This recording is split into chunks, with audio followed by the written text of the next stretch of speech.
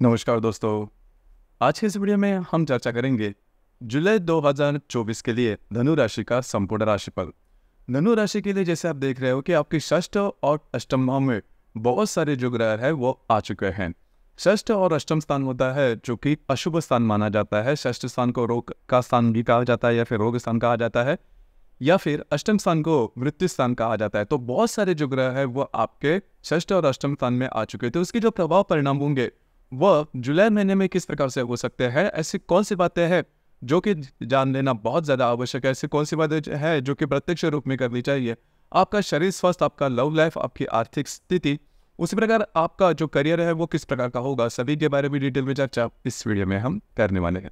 तो सबसे पहले हम चर्चा करेंगे कि आपका स्वास्थ्य है शारीरिक या फिर मानसिक, वह किस प्रकार का होगा।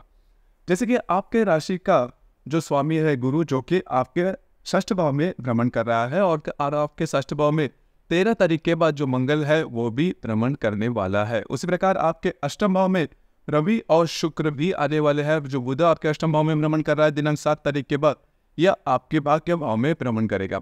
कुल मिला के देखा जाए या फिर मोटे तौर पर अगर देखा जाए तो इस महीने में आपको स्वयं के स्वास्थ्य के बारे में ध्यान देना बहुत ही ज़्यादा आवश्यक होगा। स्वास्थ्य की जो परेशानियां हैं वो सामने आ सकती है। अगर आप स्वास्थ्य से रिलेटेड किसी भी व्याधि से पीड़ित है तो उसके कुछ लक्षण वगैरह भी आपको दिखाई दे सकते हैं। तुरंत उस पर काम करना बहुत ही ज़्यादा आवश्यक होगा। सो स्वास्थ्य से रिलेटेड जो समस्याएं हैं इससे थोड़ा बचना होगा। उसके बाद हम चर्चा करेंगे कि आपका जो शारीरिक स्वास्थ्य है वो किस प्रकार का होगा। जैसे कि आपके राशि का जो धनेश है शनि, जो कि आपके तृतीय भाव में भ्रमण कर रहा है, वक्री हो चुका है। उसी प्रकार आपके राशि का जो पंचमेश है वक्री, वो आपके पंचम भाव में स्वयं के राशि में भ्रमण कर रहा है। दिनांक 13 तारीख के बाद यह जो मंगल है वह आपके षष्ठ भाव में भ्रमण करेगा। उसी प्रकार आपके अष्टम भाव में रवि, बुध और शुक्र भी विराजमान है, और आपके राशि का जो लाभेश है शुक्र, जो कि आपके सप्तम भाव में भ्रमण कर रहा है दिनांक 7 तारीख के बाद, यह जो शुक्र है वह आपके अष्टम भाव में भ्रमण करेगा। तो इस महीने में आपको फाइनेंशियल क्रंचेस का भी सामना करना पड़ सकता है। फाइनेंशियल क्रंचेस ज़्यादा आ सकते हैं। आपकी जो स्पेंडिंग्स है वो काफ़ी ज़्यादा हो सकते हैं। आपकी जो राशि है वो स्पेंडिंग करने के मामले में आगे पीछे नहीं देखती, लेकिन इस महीने में आपको बहुत से ऐसी बातें हैं जिस पर ध्यान देना होगा। वैसे भी आपकी जो राशि है उनमें काफ़ी एनर्जी देखी जा सकती है। कई दफ़ा कई जो बातें हैं वो आप छोड़ते हैं, मतलब उस पर ज़्यादा ध्यान नहीं देते। तो इस महीने में अगर आप इस प्रकार से कुछ बातें करोगे तो आपको उसका खामियाजा भुगतना पड़ सकता है। थोड़ा सा अलर्ट रहना होगा आपको इस महीने में।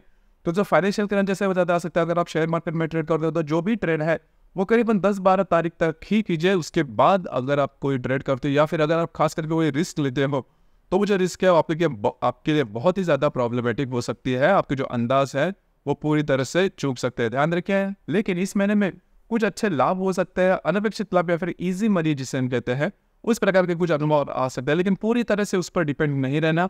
आपको खर्चे जो है उस पर ध्यान देना आवश्यक है। इन्वेस्टमेंट के बारे में बहुत ही ज़्यादा सोच समझ कर इन्वेस्टमेंट करनी होगी।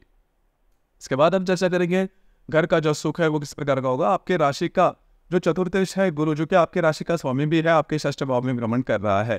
तो घर के जो लोग हैं उनके साथ छोटी मोटी बातों को लेकर तकरार हो सकते हैं। हालांकि इसका बहुत बड़ा इम्पैक्ट आपके दैनंदिन जीवन पर नहीं होगा, लेकिन थोड़ा सा उस पर कंट्रोल करना आवश्यक होगा। लव लाइफ के बारे में अगर कहा जाए तो आपके राशि का जो पंचमेश है मंगल, जो कि आपके पंचम भाव में भ्रमण कर रहा है 13 तारीख के बाद, ये आपके षष्ठ भाव में भ्रमण करेगा। पिछले करीबन एक आध महीने में आपने देखा होगा तो आपके जो आप जिनके भी रिलेशनशिप में है उनके साथ छोटी मोटी बातों को लेकर तकरार हो रही थी। ये तकरार थोड़ी बढ़ भी रही थी।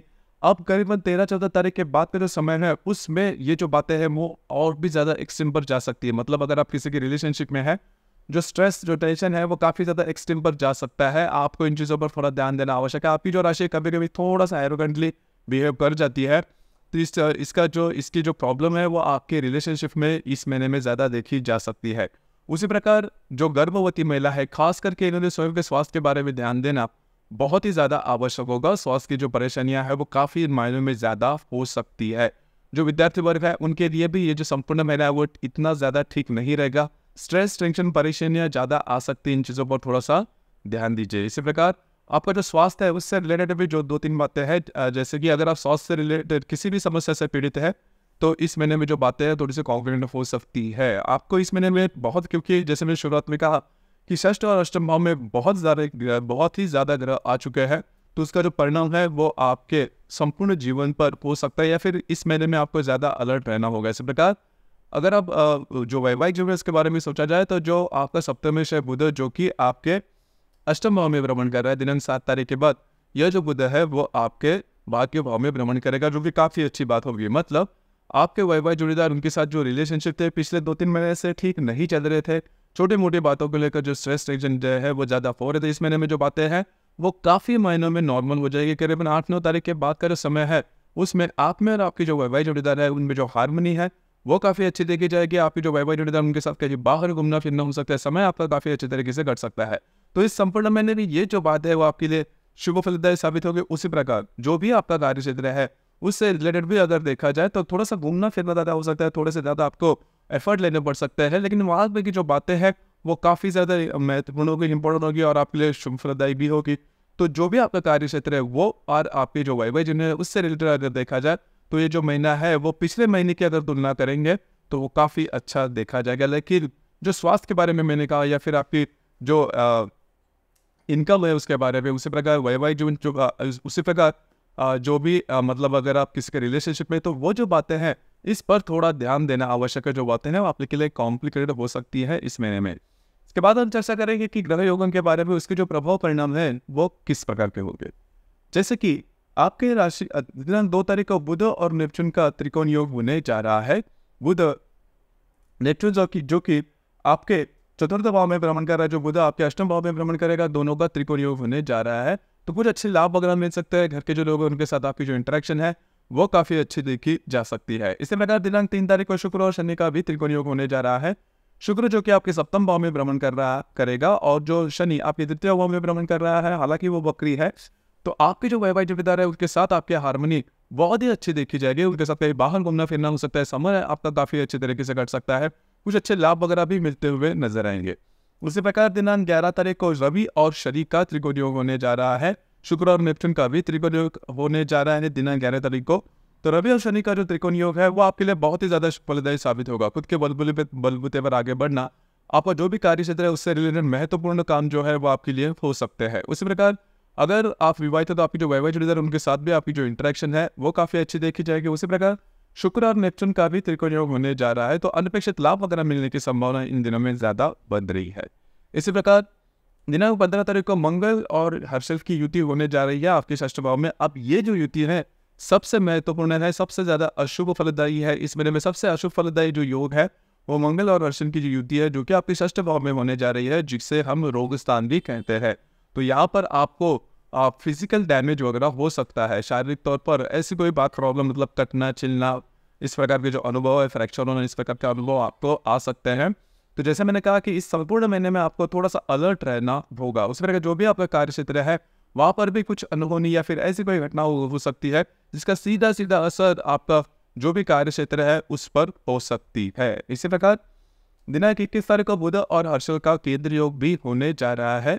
हर्षल जो कि आपके षष्ठ भाव में भ्रमण कर रहा है, जो बुध आपके भाग्य भाव में भ्रमण करेगा, दोनों का केंद्र योग होने जा रहा है। तो इस दरमियान जो भी आपका कार्य क्षेत्र है उससे रिलेटेड डॉक्यूमेंटेशन के काम बिल्कुल भी नहीं करना, आपकी जो अंदाज है वो चूक सकते हैं। इसी प्रकार दिनांक 22 तारीख को रवि और नेपच्यून का त्रिकोण योग होने जा रहा है। जो नेपच्यून आपके चतुर्थ भाव में भ्रमण कर रहा है, जो रवि आपके अष्टम भाव में भ्रमण करेगा, दोनों का त्रिकोण योग होने जा रहा है। तो यहाँ पर कुछ इजी बनी वगैरह आपको मिलने की संभावना काफी ज्यादा बढ़ रही है।